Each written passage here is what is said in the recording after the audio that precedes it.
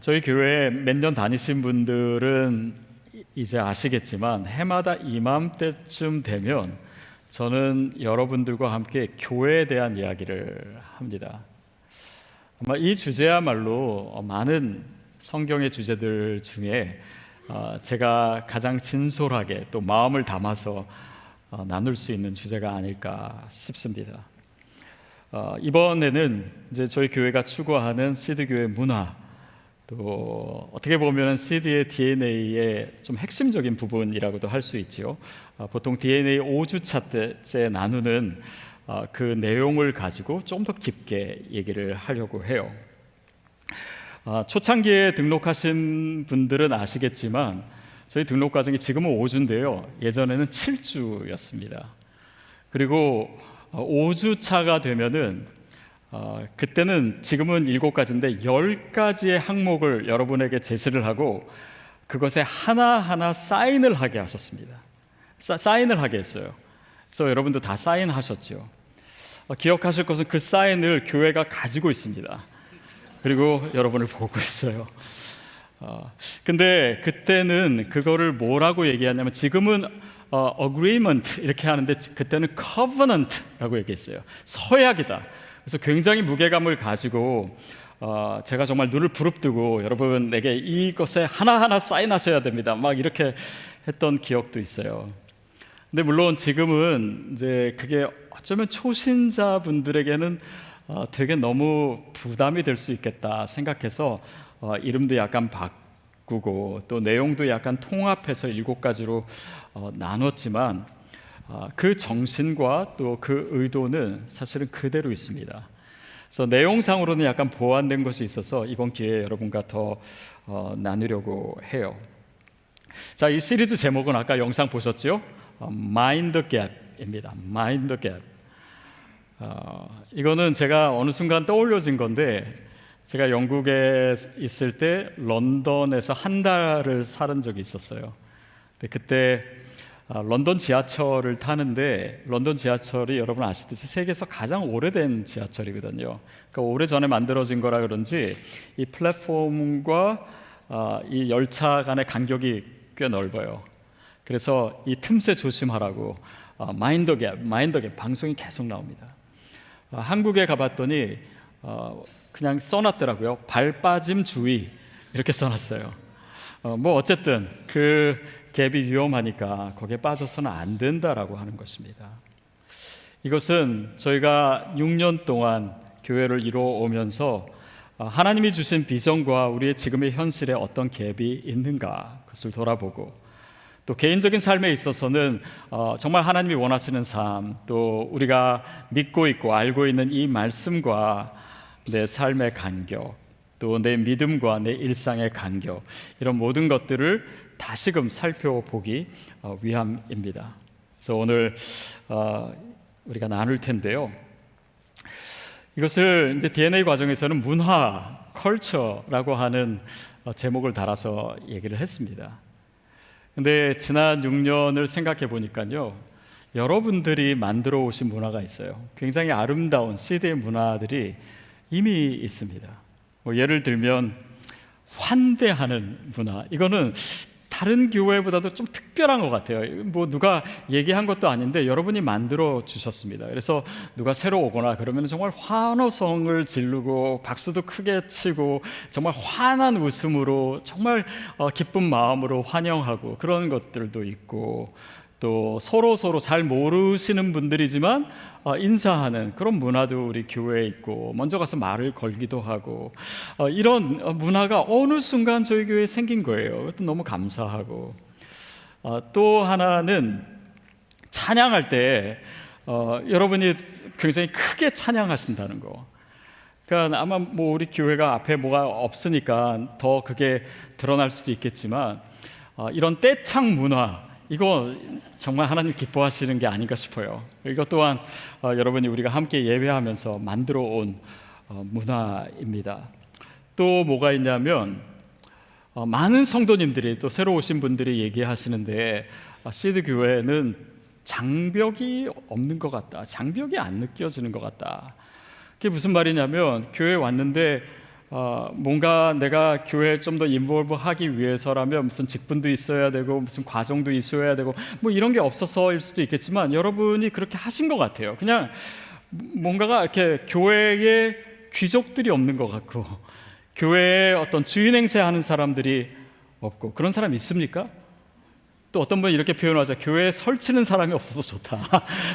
그러니까 이런 문화도 정말 여러분이 성숙하게 만들어 오신 문화이고 누가 뭐 이렇게 해야 된다 얘기하지 않았는데 정말 하나님께서 여러분 통해서 만들어 주신 것 같아요. 또 뭐 아픈 분이 있으면 서로 도와주는 이런 문화도 너무 아름답고, 또 어떤 문화가 있나요? 예를 들면 여자분들이 주차 봉사하는 문화, 이런 새로운 트렌드, 이런 것도 너무 좋은 것 같고, 또 시니어 이렇게 모임에 가도요, 그 문화가요 진짜 젊디 젊어요. 너무 젊습니다. 그러니까 그 말씀하시는 내용이나 대화나 그런 이 모든 것들이 정말 꼰대가 없으세요. 이런 문화도 여러분이 만들어 가시는 것 같아요. 그래서 이 모든 것이 어떤 문화이면서도 또 CD의 DNA가 되고 있는 것 같습니다.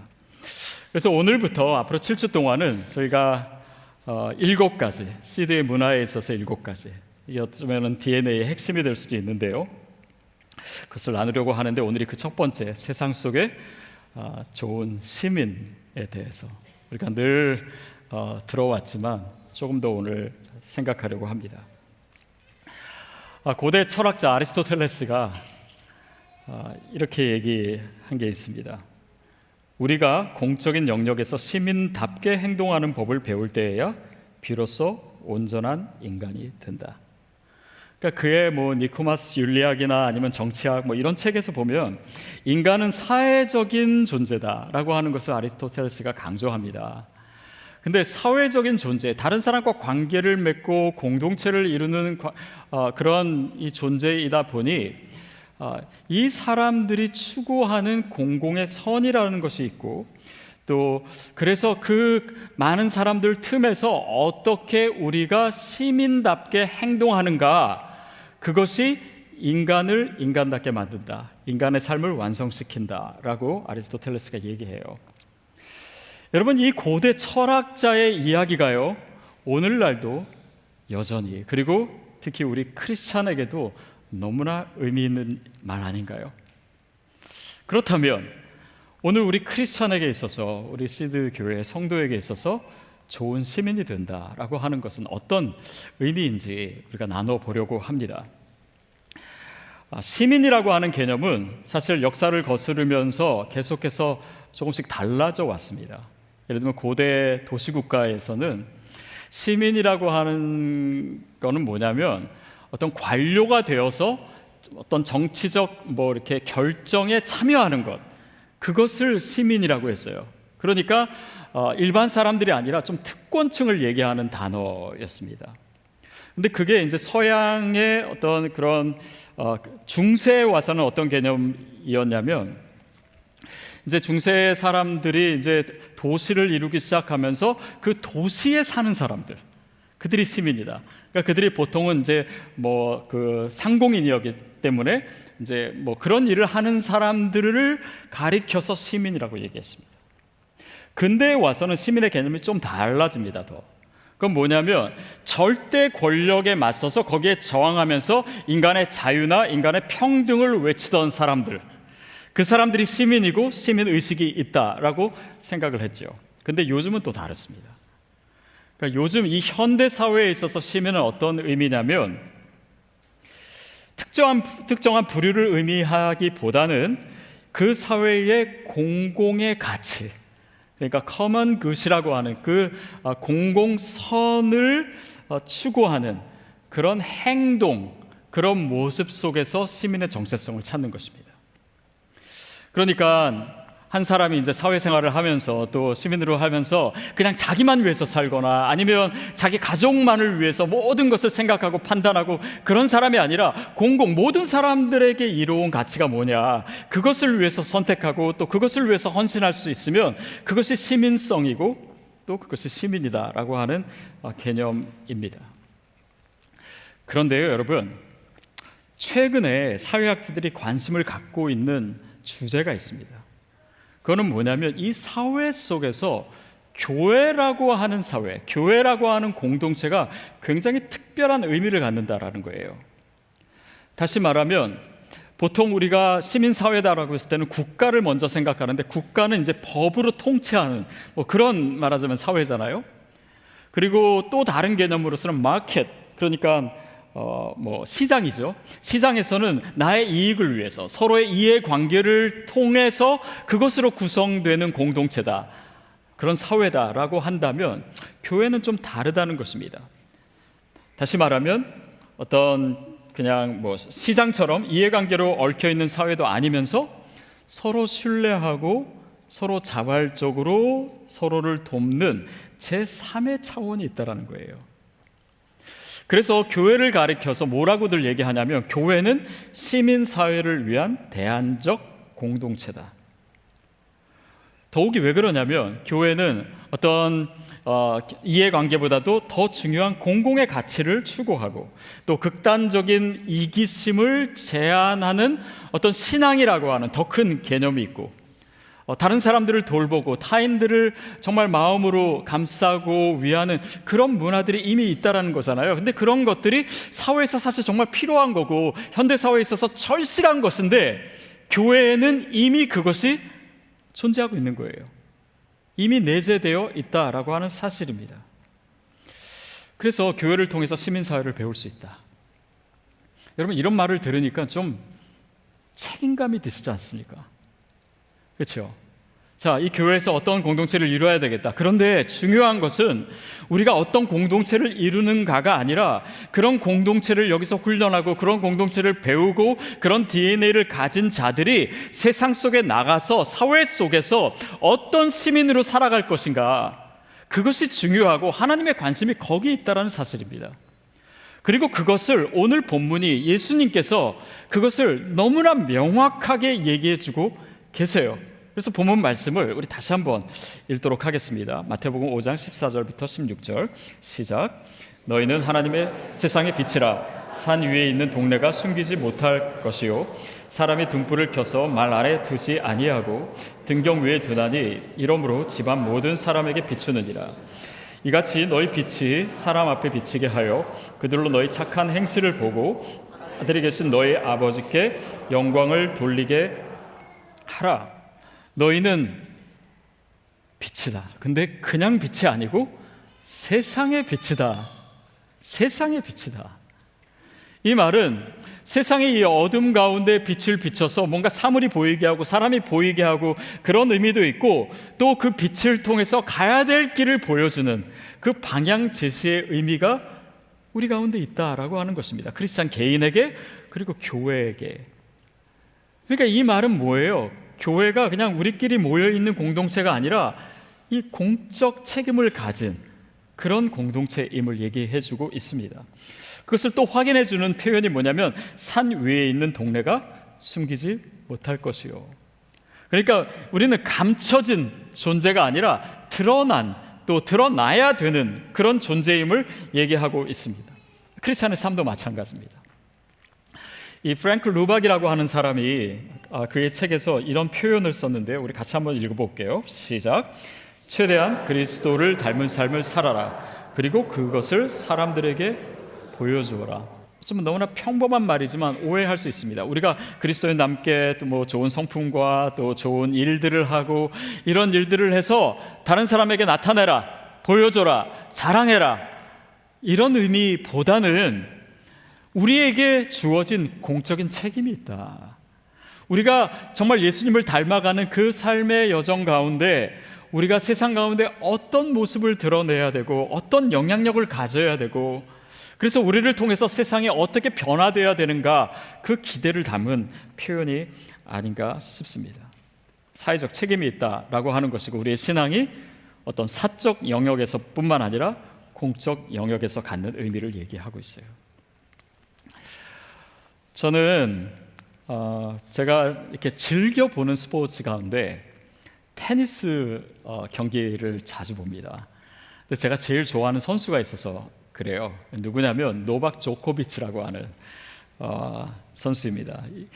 이 사람은 그 세르비아 사람인데 뭐 그 기록으로 보면은 이 그랜드슬램을 남자 단식에서 가장 많이 석권한 그런 기록도 가지고 있고, 또 세계 1위 자리를 400주 동안 연속으로 유지한 적도 있는 그런 탁월한 사람입니다. 근데 제가 이 분을 좋아하는 이유는 그냥 테니스를 잘 치기 때문이 아니라 그의 인간성 때문이에요.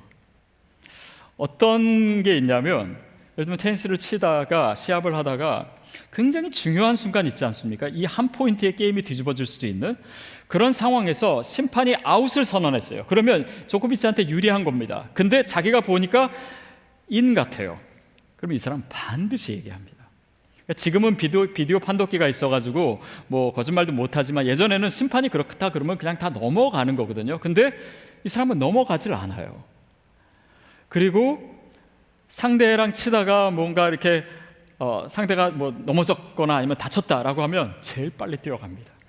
그래서 걱정하고 뭐 그 상태를 확인하기도 하고, 그리고 상대가 잘했을 때는요 정말 진심으로 박수 쳐주기도 하고, 또 자기가 진 다음에도 이렇게 인터뷰할 때 그 상대 선수를 정말 인정하고 칭찬하고 뭐 이런 표현들, 또 심판을 굉장히 존중하고, 이런 모습들이 많은 사람들의 공감대를 자아내는 거예요. 왜 공감되냐면 그것은 모두 다 알고 있는, 단지 테니스의 비법이 아니라 이 사람이 가지고 있는 그런 인간됨의 모습이 모든 사람이 좋다라고 느끼는 거거든요. 그러면서 저 사람은 뭔가 좀 다르다라고 생각을 하죠. 자, 근데 여기에 굉장히 중요한 개념이 있지 않나 싶습니다. 누구라도 공감할 만한 모습, 그러나 그 사람은 다르다. 크리스천에게 있어서 이 개념이 중요한 것은 공감대, 즉 같음의 맥락에서 나타나는 차이가 있다라는 것입니다. 같음의 맥락에서 나타나는 차이가 있다. 오래 전인데요, 제가 성지순례를 그 전에 섬기던 교회 성도님들이랑 같이 간 적이 있습니다. 그래서 그날이 아마 첫날이었을 거예요. 이제 관광을 좀 하고 그 다음에 이제 점심 식사 시간이 됐습니다.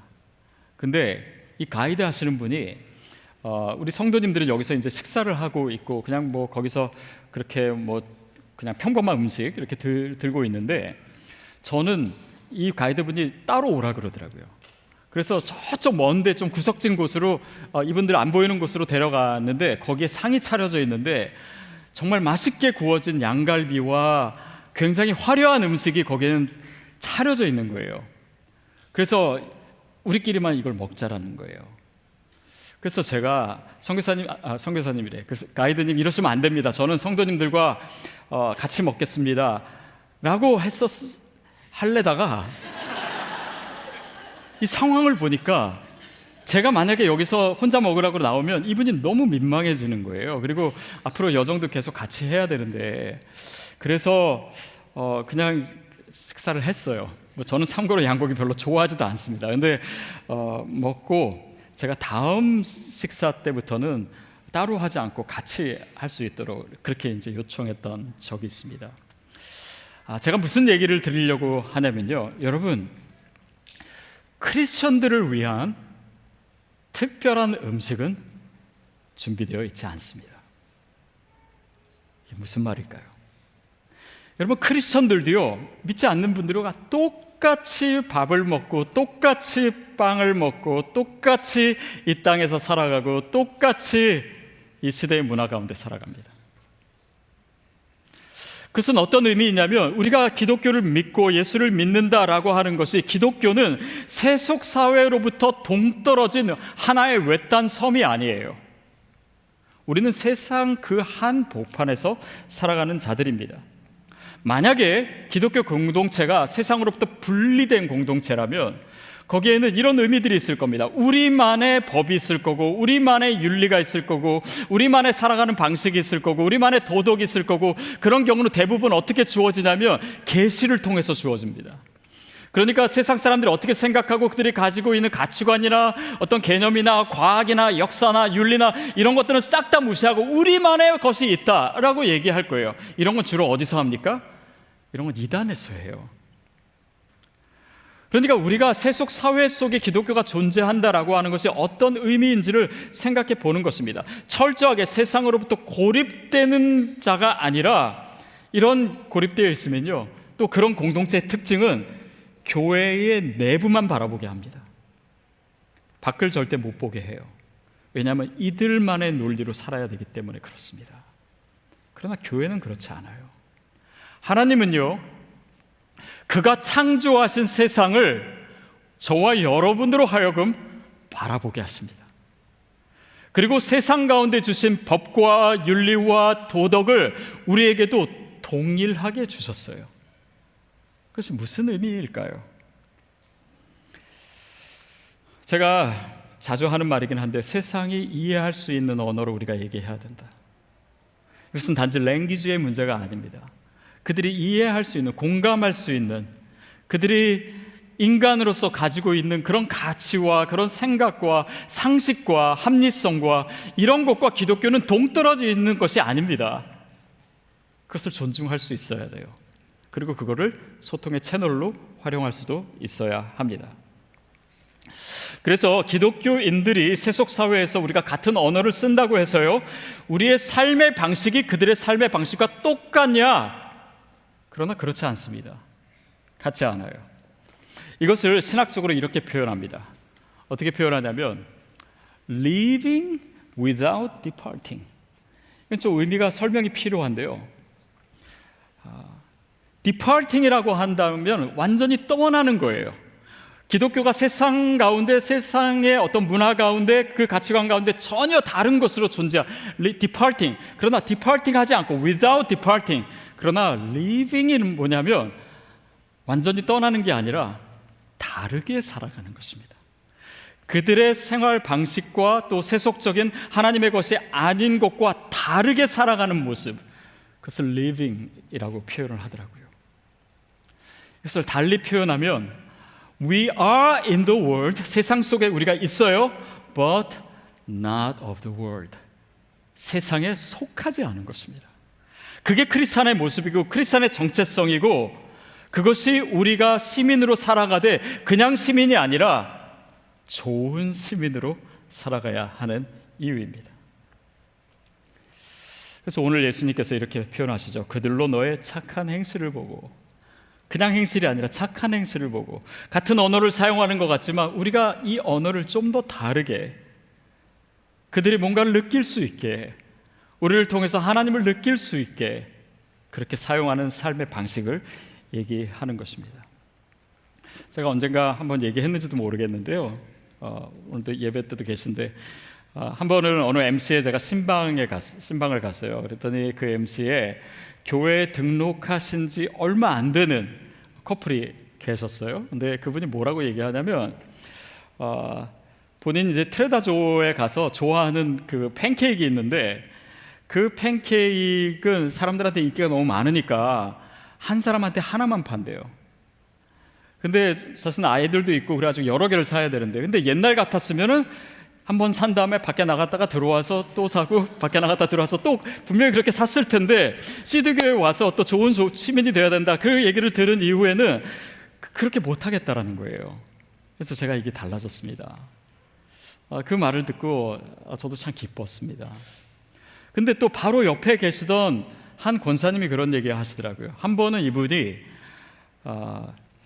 그 아리랑 마켓에 갔대요. 아리랑 마켓에서 이제 장을 보시고 나오는데, 이 나오는 길에 유리가 깨져 있더래요. 그래가지고 좀 위험해가지고 이걸 잘 피해가지고 이렇게 나와서 이제 차를 가지고 나왔는데, 가면서 계속 그 유리 생각이 나는 거예요. 내가 그 유리를 치웠어야 되는데 왜 안 치웠을까? 왜 안 치웠을까? 근데 이거 빨리 갖다 줘야 되는 거래가지고 그걸 갖다 주고 다시 돌아와서 유리를 다 치우셨대요.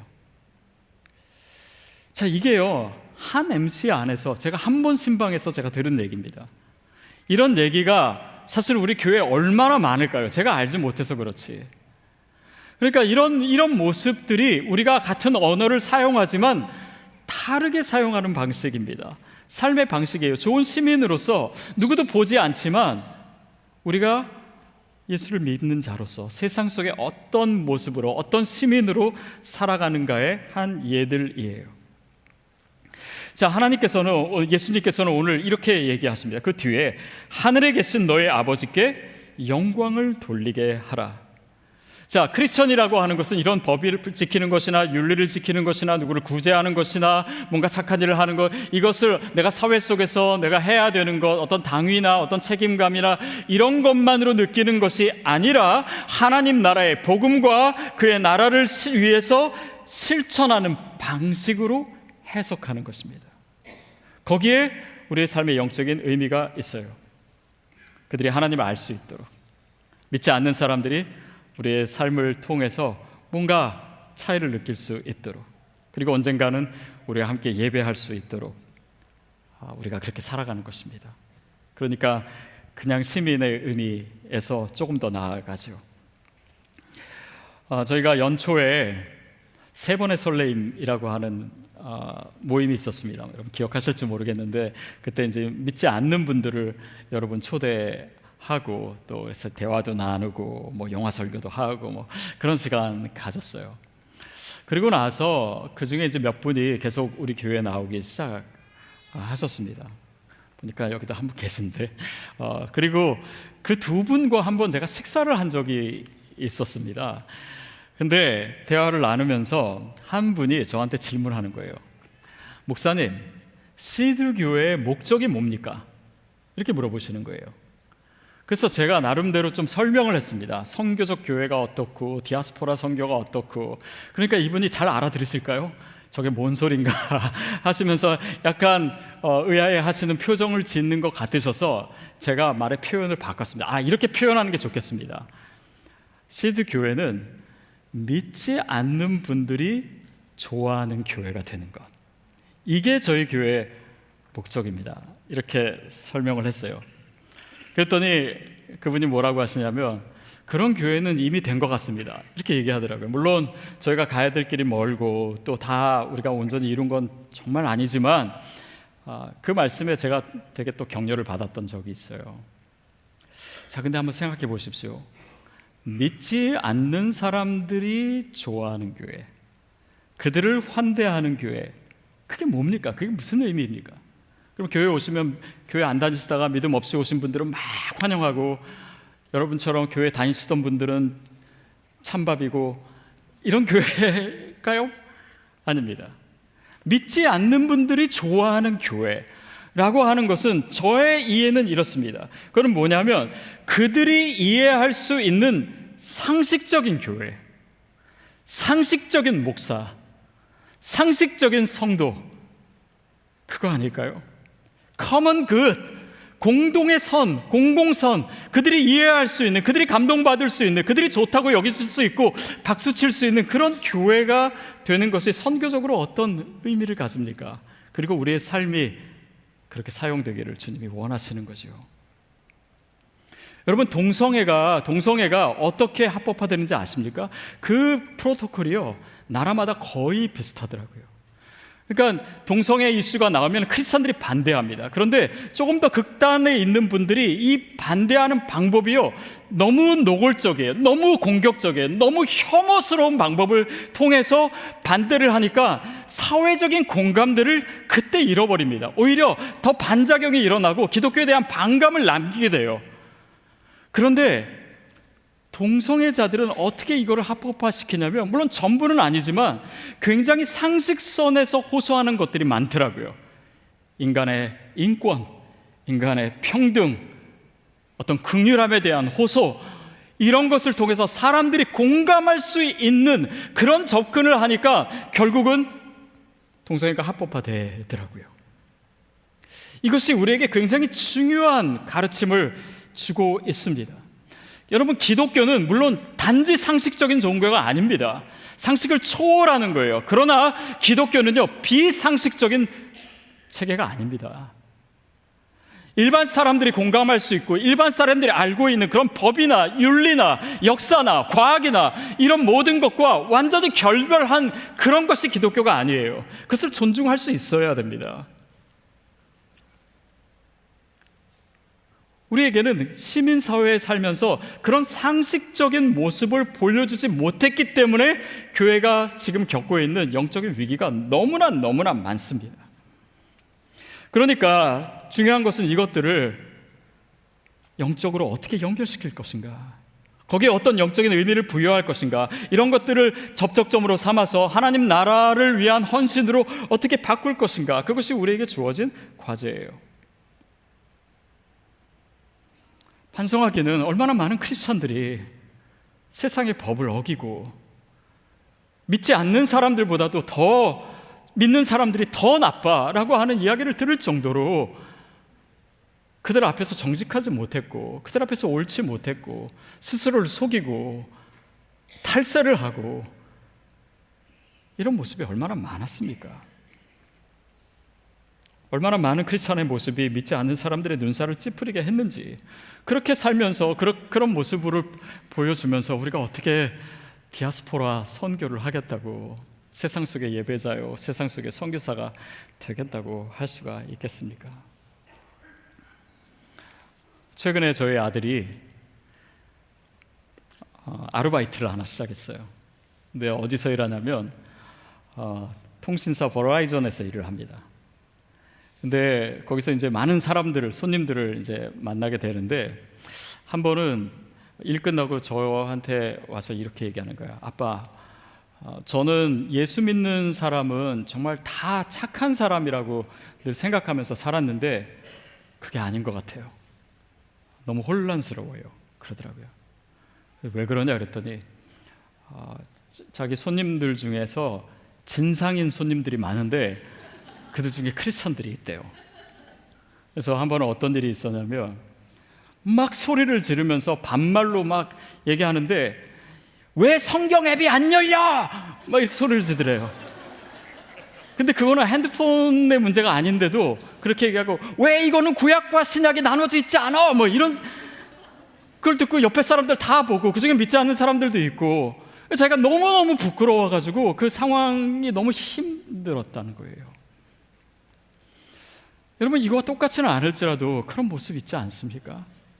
믿는 사람인데 서로 권사님, 집사님 하면서 식당에 앉아서 나누는 이야기들은 너무나 믿는 사람들이, 믿지 않는 사람들이 보기에도 힘든 이야기들이 있고, 또 상인들을 대할 때도 우리가 예의를 잘 지키지 않고 너무 깎으려고 막 악랄하게 깎고 그들도 이해되지 않는 모습들이 크리스찬들에게 있었기 때문에 우리의 선교적 삶의 장애물들이 너무 많이 생기건 아닙니까? 우리가 좋은 시민의 삶을 그동안 살지 못했기 때문에 또 기독교 전체가 반성해야 될 모습 아닙니까? 여러분, 근데 그게 어떤 모습이냐면, 다시 말하면 우리의 믿음이 교회 안에서 멈추는 거예요. 여러분, 그런 신앙생활 해오지 않았습니까? 우리의 믿음이 우리의 일상까지 가지 않는 것입니다. 우리 믿음이 교회 안에서 신앙생활을 하는데 이것이 내 가정과 내 직장과 내 삶의 자리에 가는데 거기가 단절되어 있는 거예요. 마인드 갭이 있는 거예요. 그리고 그것을 너무나 당연하게 우리는 살아왔습니다. 말씀을 듣는 것이란 뭐냐면, 내가 신앙생활 하는 건 뭐냐면 주일날 교회 가는 것. 그러면 주일날 교회 가서 예배 드렸다. 그러니까 나는 신앙생활 한 거예요. 나는 오랫동안 신앙생활 잘 했다는 거예요. 교회에서 봉사했으니까 나는 믿음 생활을 한 거예요. 그런데 말씀은 그때 듣고 끝난 거예요. 나는 오늘 말씀 들었으니까 신앙생활 했다. 여러분, 그것은 신앙생활이 아닙니다. 이 말씀이 내 삶으로 이어져야 되는, 여기에 갭이 생기면 안 되는 것, 그것이 신앙생활입니다. 그러나 너무나 오랫동안 우리는 그런 신앙생활을 해온 거예요. 내가 예배 드렸지, 내가 설교 드렸지, 거기서 끝. 이것이 전부이고 이것이 신앙생활인 것처럼 이것이 이어지지 않는 것조차 모르고, 거기에 갭이 있다라는 것 자체도 모르고, 내 삶이 거기에 단절되어 있다라는 것도 깨닫지 못한 채 우리는 그걸 신앙생활로 한 거예요. 그러니까 세상 속에서 그런 모습이 나오는 겁니다. 그것에 너무 익숙해진 나머지 우리가 주일에 이 말씀을 가지고 이번 일주일을 살아보자, 이게 너무 어렵게 느껴지는 거예요. 교회에서 늘 얘기를 하지만 늘 잊어버리고 사는 것입니다. 왜냐하면 이게 너무나 오랫동안 내 몸에 스며들어 있었기 때문에, 거기에 발이 빠져 있기 때문에, 거기에 함몰되어 있었기 때문에, 마인드 갭, 그것으로 인해서 그 갭을 살피고, 내가 빠지면 안 되는 거지, 이것이 이어져야 되는 거지, 이것이 연결돼야 되는 것이, 이런 간격이 생기면 안 되는 것이지, 그것이 믿음의 본질이라는 것을 우리가 어느 순간 잊고 있는 거예요. 여러분, 저희 교회에서 예배드리고 양육하고 선교하는 것을 가만히 관찰해 보십시오. 이 관점에서 보이면 모든 것이 보이실 거예요. 왜 예배를 우리가 이렇게 드리고, 왜 세상 속에 예배를 드리고, 왜 주일 예배를 스몰 그룹에서 그 말씀을 살아낸 것을 나누고, 왜 우리가 지역사회를 봉사하고, 왜 MC가 전도를 해야 되고, 왜 일상에서 성경을 읽어야 되고, 왜 기도의 씨앗을 만들고, 다 이 갭을 없애는 것입니다. 그런데 우리는 갭이 있다는 것도 몰라요 라고 한다면 우리 지난 신앙생활의 의미는 어디서 찾으실 겁니까? 도대체 세상 속의 좋은 시민은 과연 무슨 의미입니까? 나에게 있어서 무슨 의미이고, 나는 어떤 모습으로 그런 세속 사회 속에서 존재하고 있습니까? 그래서 오늘 우리를 향한 질문입니다.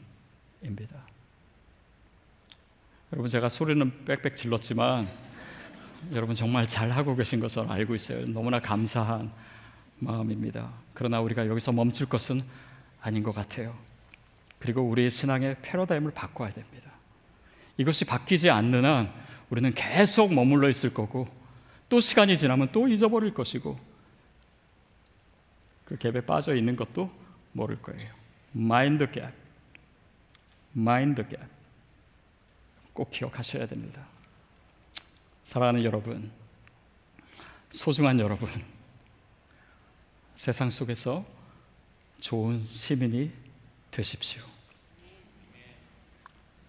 진짜 하나님의 영광을 위해서 살아가는 씨앗이 되십시오. 그리스도를 드러내는 그런 존재가 되셔야 됩니다.